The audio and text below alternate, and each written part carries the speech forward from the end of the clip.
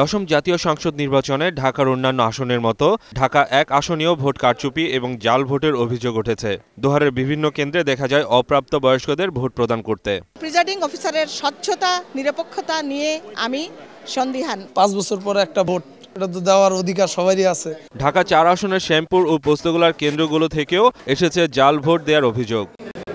জাল ভোটের অভিযোগ থেকে মুক্তি পায়নি ঢাকা ৬ আসনও। এই আসনের সূত্রাপুর ও গ্যান্ডারিয়া কেন্দ্রতেও ছিল অপ্রাপ্ত বয়স্কদের উপস্থিতি।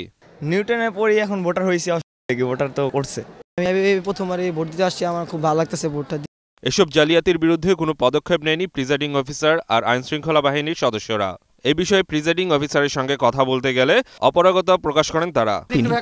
আমি এখন কথা বলতে পারবো। তবে ঢাকার আসনগুলোতে নারী ভোটারের উপস্থিতি ছিল খুব কম। এদিকে চট্টগ্রামের চরচক্তায় মাদ্রাসায় জাল ভোটের অভিযোগ পেয়ে ২১ টিম গেলে সেখানে তাদের বাধা দেওয়া হয়।